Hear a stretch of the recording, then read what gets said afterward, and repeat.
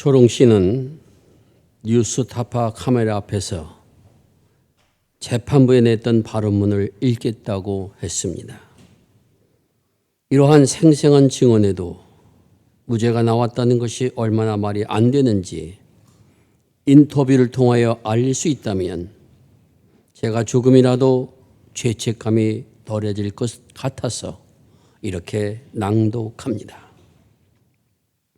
존경하는 재판장님, 10월 29일 이태원 참사 당사자이자 목격자인 생존자 김초롱입니다.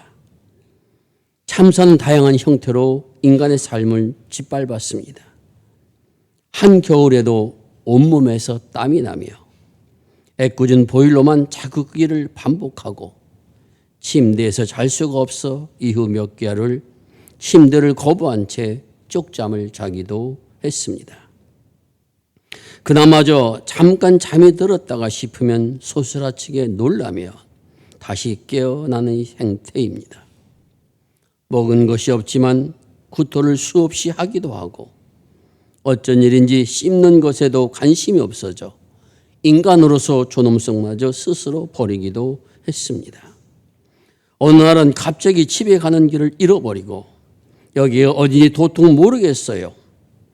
두렵고 어지러운 마음에 30이 넘는 나이에 길바닥에 안자큼한 어린아이처럼 오줌을 지리기도 했습니다.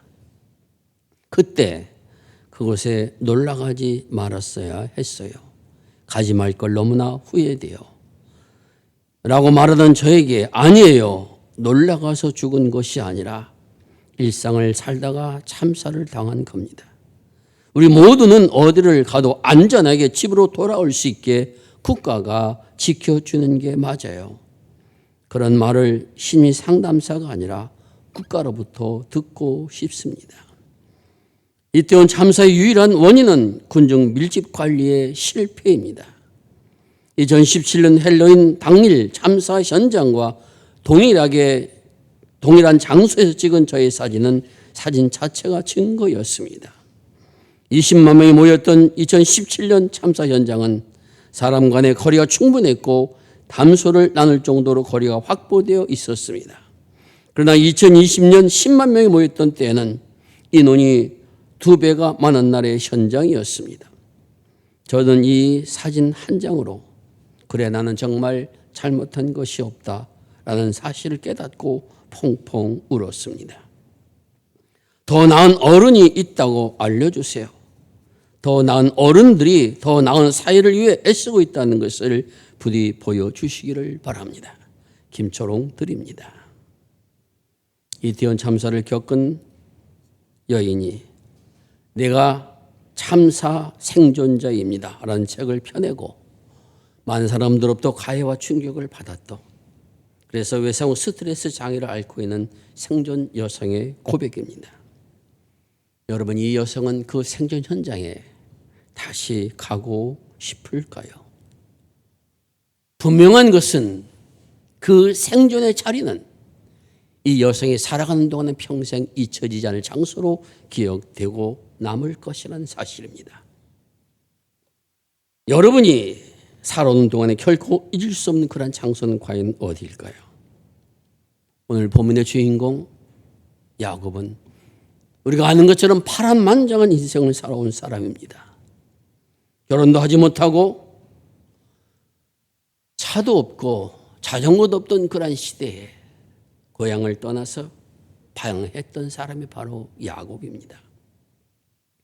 그렇게 고향을 등지고 악착까지 살아서 가정을 이루고 집에 오지만 그 고향에 야곱은 오래 머물지 못합니다. 자신의 형 에사와의 오랜 갈등을 풀고 고향 땅에서 평안히 있었으면 좋겠지만은 그는 가나안 땅을 향해서 다시 발걸음을 옮기며 세겜에 정착을 하고 그곳에 제단을 세고 하나님 앞에 이름을 엘로헤 이스라엘이라 부릅니다. 하나님 이스라엘의 하나님이라. 그 세겜의 장소를 그는 그렇게 명명했던 곳입니다. 이제 그 세겜에서 지금까지 모든 고생을 잊고 나도 가족을 이루고 나는 재물을 모았으니 이제 이곳에서 정착해서 평안하게 살려는 계획을 야곱은 가지고 있었습니다. 그러나 그는 그곳에서 잊지 못할 사건을 경험하게 됩니다. 그 사건은 자신의 딸 디나가 세겜 사람, 세겜 추장, 이름도 세겜이요 지역 이름도 세겜인 그 사람에 의해서 욕을 당하고 그리고 몸을 버리게 되는 아픔을 경험하게 된 것입니다. 그 딸의 이름은 디나요. 첫 번째 부인에게서 낳은 딸입니다. 디나라는 이름의 뜻은 심판과 의존이라는 의미를 갖고 있습니다. 이것은 야곱이 무엇을 의존했는가, 그 의존은 결과 어떠한 심판을 받았는가, 그 딸의 이름 속에 그것이 담겨 있음을 생각하게 합니다. 세겜에 살고 있던 야곱의 일가 중에 디나가 어느 날은 그 지방의 여인들을 찾아서 놀러 나갑니다. 보러 나갔다고 성경은 그렇게 기록하고 있습니다. 아마 친구를 찾아서 이런 것을 달래러 나간지 모르겠습니다. 야곱의 딸 가운데 이름이 나오는 것이 유일하게 디나가 유일합니다. 이 디나를 세겜에 살고 있던 주장 세겜이 한눈에 반합니다. 그리고는 자기 집으로 강제로 끌어들여서 그래서 욕을 보입니다. 그리고 난 후에는 나는 이 여인과 결혼해야 되겠습니다. 이 여인을 내게 주십시오. 아버지 하몰에게 가서 간청합니다. 하몰은 그런 아들의 간청을 듣고 야곱을 찾아갑니다. 야곱은 그 사실 듣고 어떻게 할까 망설이는 가운데 있습니다. 야곱의 아들들은 양을 치러 밖에 나왔기 때문에 아직 집엔 돌아오지 않은 그런 상태에 이 하몰이 찾아갔을 때 그 야곱의 아들들도 그것에 함께 도단을 하게 됩니다. 레아의 두 아들 가운데 시몬과 루에는 심히 화가 났습니다. 하지만 그 화가 난 것을 숨기고 지금 어떻게 처리하는가 하는 과정을 지켜보고 있습니다. 세겜 아버지 하몰이 이렇게 말합니다. 디나를 내 며느리로 주십시오. 그러면 당신들이 이 땅에서 얼마든지 땅을 가지고 살 수 있고 살 수 있도록 그렇게 허락을 하겠습니다. 세겜 그 아들 세겜이 더 나와서 이렇게 말합니다. 내게 무엇이든지 요구하면은 요구하는 것을 다 주겠습니다. 그러니 그 여인만 디나만 내 아내가 되게 해주십시오라고 그렇게 말합니다. 야곱의 아들들이 그 소리를 듣고 이렇게 말합니다. 그렇다 하더라도 우리 여동생을 할례를 받지 못한 사람에게는 줄 수가 없다. 만일 너희들이 남자가 다 할례를 받으면은 우리도 딸을 동생을 너에게 줄 것이요. 우리가 서로 통혼해서 한 민족 공통체 이루는 것이 어떻겠느냐. 그런 식으로 제안을 합니다. 하지만 이것은 속임수였습니다. 이런 속임수를 몰랐던 세겜은 그 여인을 사모하고 자신 아내로 맡고 싶은 욕망 때문에 자기가 추장이니까 그 지역 사람들 전체에게 남자들은 다 할례를 받게 합니다. 그리고 3일이 되던 때 무기를 들고 시몬과 루이를 중심으로 해서 세겜성을 쳐들어가서 남자는 다 죽여버립니다. 그리고 자녀들을 노예로, 부인들을 노예로, 집안의 자손들을 다 칼치해서 돌아옵니다. 그리고 자신의 동생도 데리고 오게 됩니다. 이러한 일들이 한순간에 벌어졌습니다. 야곱은 생각지도 않았던 일입니다. 그들이 그렇게 일을 벌리고 돌아왔을 때 야곱이 그의 아들들에게 이렇게 말합니다. 너희가 내게 화를 끼쳐 나로 하여금 이 땅 주민들 가나안 족속과 브리스 족속에게 악취를 풍기게 하였도다. 우리는 수가 적으니 그들이 나를 칠 것이며 그러면 나와 내 집은 멸망할 것이 분명하지 않느냐. 어찌 그런 일을 했느냐. 시몬과 루이가 이렇게 대답합니다. 그러면 내 여동생이 저런 치욕을 당했는데 가만히 있는 것이 과연 옳다고 생각합니까? 아버지, 우리는 그럴 수 없습니다. 당연히 우리가 할 일을 했을 뿐입니다. 그렇게 이야기합니다. 그리고 그 다음날 야곱은 하나님의 음성을 듣습니다. 야곱아, 이제 너는 베델로 올라가라. 베델로 올라가라는 하나님의 음성을 그곳에서 듣습니다. 왜 하나님께서는 베델로 올라가라고 야곱에게 말씀하시는 걸까요? 내가 내 형 에서의 낯을 피하여 도망하던 때 베델에서 나를 만나고 내가 약속한 것을 잊었느냐? 내가 그것을 뭐라고 약속을 했느냐? 형 에서의 낯을 피하여 도망하다가 그는 베델에 이르러 잠을 자게 됩니다. 꿈에 사닥다리가 하늘까지 연결되어 있고 하나님의 천사가 오르락 내리락 하는 것을 보면서 하늘에서 이런 음성을 들립니다. 내 자손을 땅에 티끌같이 많게 할 것이다.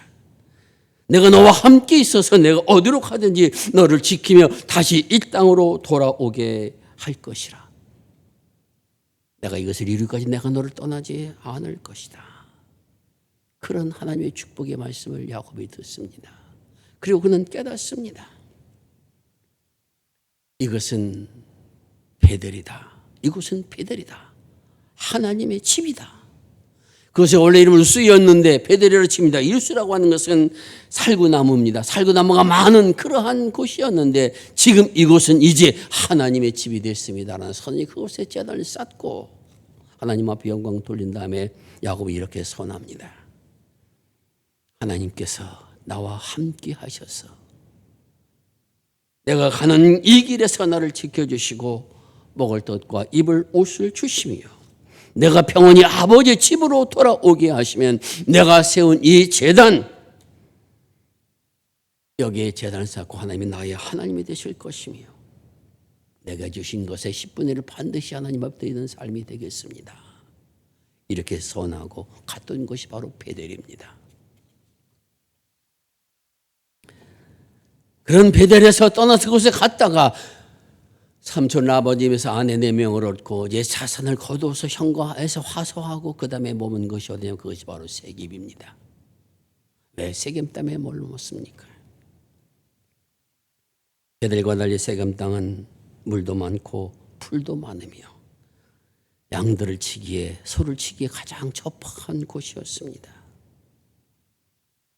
그러므로 이제 내가 다시 베델로 돌아가기보다는 이 세겜에 정착해야 되겠다 생각을 가지고 그들에게 우리말로 한 1000평의 땅을 삽니다. 이곳에 집을 짓고 이곳의 생활을 통해서 이제 우리가 여기서 생을 살아보고자, 이것이 바로 야곱의 계산이었던 것입니다. 하나님의 약속은 잊어버렸습니다. 자신의 소원은 기억하지 않았습니다.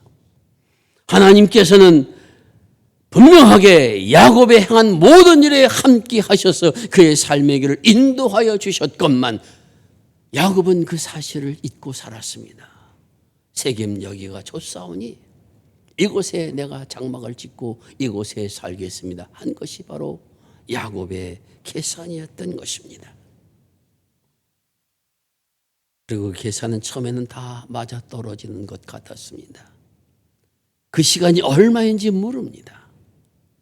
세월이 한참 흐른 후에 디나가 그런 어려움을 당하는 이 일을 겪게 되고 자신의 아들들이 세겜 사람들을 다 죽여서, 그래서 그 세겜 사람들 외에 가나안 원주민들이 야곱을 공격하는 그런 위험에 놓이고 난 후에서야 내가 왜 이 일을 겪었는가 하는 것을 돌이키게 되는 겁니다. 그러나 하나님께서 야곱에게 베델로 돌아가라 이렇게 명령하신 것입니다. 이 말씀을 들은 야곱은 주저하지 않습니다. 하나님, 내가 여기다 집을 지은 것이 몇 평이고 내 자녀를 산 것이 얼마인데 이것을 다 두고 물도 풀도 제대로 없는 베델로 다시 올라가라는 것입니까? 불평하지 않습니다. 그는 하나님의 명령을 들은 순간에 결단을 합니다. 그 첫 번째 결단이 가족들 모두를 불러놓기를 바랍니다. 너희 중에 이방 신상들 가진 것은 다 가져와라. 다 버려라. 이것은 그들이 그 세겜 땅에 살면서 가나안 사람이 가졌던 그러한 신상들을 섬기고 하나님을 경외한 일에서 도외시했다는 사실을 깨닫게 합니다. 그것을 야곱은 알고 있었습니다. 그럼에도 불구하고 이 땅에 살면 어쩔 수 없는 것이지 하고 그냥 그대로 내버려 두었다가 디나의 일을 겪으면서 그것을 깨달은 겁니다. 나의 삶의 은총은 땅에 있는 것이 아니고 나의 노력에 있는 것이 아니고 하나님의 손길에 달려있는 것이구나. 그러면 이제라도 내가 다시 하나님 앞에 돌아가야 되겠다.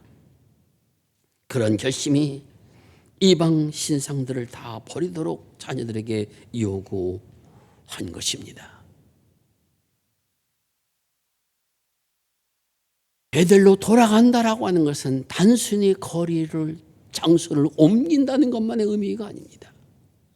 내가 하나님을 만났을 때 가졌던 그 믿음의 자리로, 내가 하나님 앞에 은혜를 받았던 그 믿음의 자리로 돌아가는 사람이 되겠다라는 결단입니다. 지금까지 내가 우상을 섬기고 살아왔던 자녀들을 보면 그대로 봤지만 이제 자녀들이 그런 일을 하지 못하도록 오로지 하나님만 섬긴 사람이 되도록 다시 믿음의 자리로 돌아가겠습니다. 이것이 바로 야곱의 결단이었고 그 결단은 그대로 이어진 겁니다.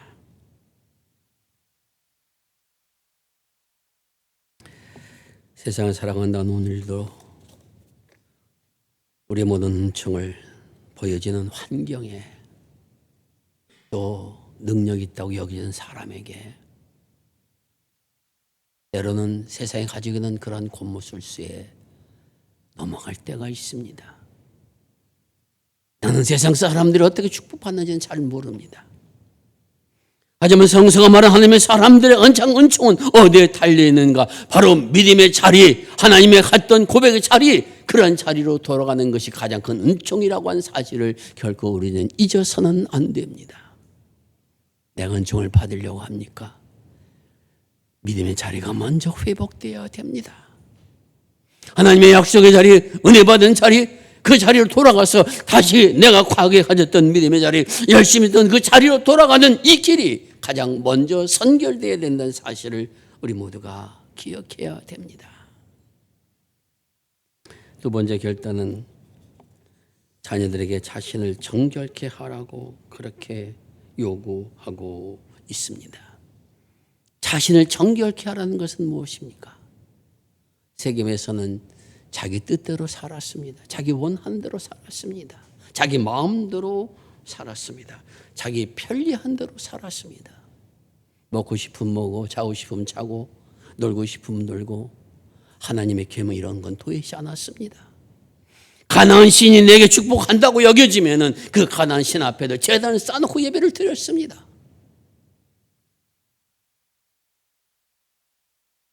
가나안 사람들이 자신을 속이면 나도 속여서라도 그들을 빼앗으려고 해왔습니다. 이것이 가나안 생활 속에서의 삶이었습니다. 영적으로 죽어가고 있으면서도 불구하고 그 사실을 몰랐던 겁니다. 정결케 한다는 것은 마음을 깨끗이 한다는 겁니다. 그 순간 내 마음에 돌아왔던 불신앙적인 모든 요소들을 멀리하고 불평과 불만들을 멀리하고 이제는 내 몸이, 내 삶이, 내 마음이 오로지 하나님을 담을 수 있는 그릇으로 되어야 되겠다는 결단이 야곱과 그의 가족들에게 있었다라고 하는 것입니다. 우리는 우리의 속을 얼마나 자주 들여다보고 있습니까? 내가 얼마나 부족한 사람인가 하는 것을 생각합니까? 순간에 탐욕 때문에, 이기 때문에 거짓말을 일수하는 사람인가 하는 것을 보고 있습니까? 내 자신의 내면을 정결케 되지 아니하고는 하나님의 나라에 베델에 돌아간다는 것 자체가 아무런 의미가 없다는 것입니다. 장소로 돌아간다고 해서 바뀌어지는 건 아닙니다. 그러면 지금부터라도 그 마음을 정결케 하고 씻어서 새로운 몸과 자세를 가지고 하나님 앞에 서는 그러한 사람이 되라라는 것입니다. 그래서 세 번째로는 의복을 바꾸라고 명령하고 있습니다. 내적인 변화뿐만이 아니라 외적인 변화를 가지라는 것입니다. 가나안 사람과 함께 어울리기 위하여 옷 입었던 그들의 옷까지도 버리라는 것입니다. 다시 광야에서 양을 치며 가졌던 그 양치기에 옷을 입고 가라는 겁니다. 그것이 누더기라 할지라도 관계없습니다. 그때는 하나님께서 만나주셨고 그때는 하나님의 말씀을 들을 기회가 있었으며 그때는 내가 이 옷을 입었기에 하나님 앞에 겸하게 서고자 믿음의 자세를 가졌는데 조금 나아져서 세겜들 사람들처럼 화려한 옷도 입고 귀걸이도 하고 장식도 다 하다 보니까 그런 인생의 어떤 즐거움을 누리다 보니까 이제는 과거로 돌아간다는 것 자체가 힘든 것이 되어버렸다는 것입니다. 그래서 야곱은 지금 내가 입고 있는 옷을 벗으라고 말합니다. 그리고 다시 하나님 앞에 영광 돌렸고 하나님 바라보며 살았던 그 옷을 다시 입으라고 그렇게 명령하고 있습니다. 그리고 세겜에 살아왔던 모든 것들, 귀하고 값지게 여겼던 금은 폐물들 다 이런 것들을 그곳에 다 묻어버립니다. 결단입니다. 묻어버립니다. 이제 우리는 다시 베들로 올라가자. 나와 함께 하셨던 하나님, 나의 길을 지켜주셨던 하나님, 그 하나님 앞에 경배하고 살아가는 것이 내 삶의 가장 은총이라는 사실을 나는 알았기에 너희들도 그러한 길을 걸어가기에 함께 가자. 그의 가족들을 이끌고 세겜 땅을 떠나서 베들로 가고 있는 것입니다. 하나님께서는 그러한 야곱의 일행이 약속한 땅에 이룰 수 있도록 사면고를 잠잠케 하셔서 그들의 걸음을 지켜주신다. 그렇게 성경은 전하고 있습니다. 사랑하는 성도 여러분, 우리는 세상을 살아가는 동안에 세상의 가치와 논리에 약해질 수밖에 없는 것이 우리의 모습입니다. 그럴 때 베들로 올라가자라고 말씀하신 음성이 저와 여러분의 마음속 깊이 들려질 수 있기를 바랍니다.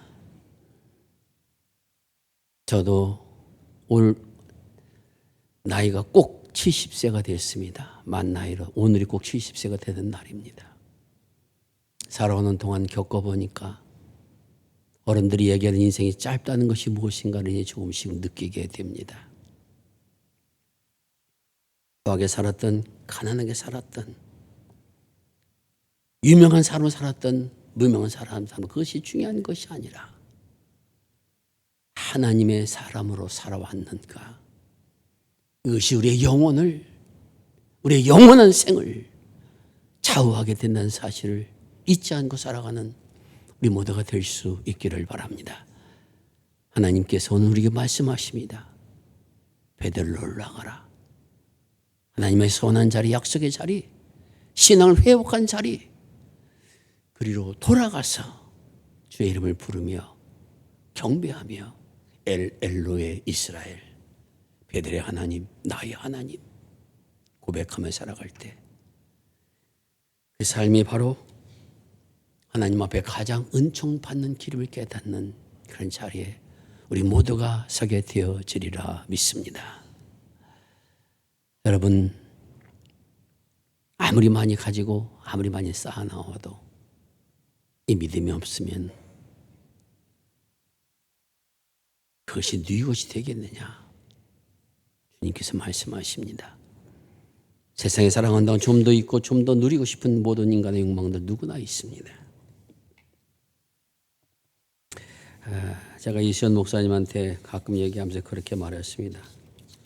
목사님, 이제 이곳에 담임 목사가 되셨으니 앞으로 해나갈 때 내 한계가 어디까지인가 하는 것을 다 알고 그 한계를 정하고 그 이상은 넘보지 말고 살아가라. 집도 차도 옷도 이 모든 것도 목사로서 갖는 한계를 정해 놓아라. 세상에 있는 모든 것들을 바라보지 말고 그 정해 놓은 것을 믿음으로 바라보며 걸어가라. 이렇게 이 목사님한테 얘기를 했습니다. 이것은 목사님 아니라 우리 모두에 주신 하나님의 말씀입니다. 여러분, 난 믿음의 한 사람으로서 내가 어떻게 살 것인가? 오늘 야곱이 다시 돌아갔듯이 다시 돌아가서 그 한계를 정하고 그 속에서 감사를 찾고 그 속에서 찬송하며 걸어가는 복된 인생 살아가시기를 주의 이름으로 축원을 드립니다. 기도하겠습니다. 아버지 하나님 감사합니다. 오늘 하나님의 말씀 우리 마음속에 담아주셔서 우리의 모습을 돌아보게 하시고 돌이킬 것은 돌이킬 수 있는 시간을 허락해 주시오니 감사를 드립니다. 결단할 때 아버지 하나님 망설이지 않게 하여 주시고 돌아서서 걸어갈 때 뒤를 바라보지 않게 하여 주시어서 천성을 급하며 걸어가는 귀한 걸음으로 아버지의 나라에 이를 수 있도록 은혜를 베풀어 주시옵소서. 이러한 믿음의 생을 통하여 하늘의 영광을 맛보게 하여 주옵시고 하나님 앞에 감사의 소리가 높아지는 귀한 생들을 살아갈 수 있도록 역사하여 주옵소서. 내 뜻대로 마옵시고 아버지 뜻대로 하옵소서. 힘들 때마다 이런 고백을 하며 주님 가신 길을 바라볼 수 있는 우리 모두가 될 수 있도록 축복하여 주시옵소서. 우리 구주 예수 그리스도의 이름을 지하여 기도드리옵나이다. 아멘.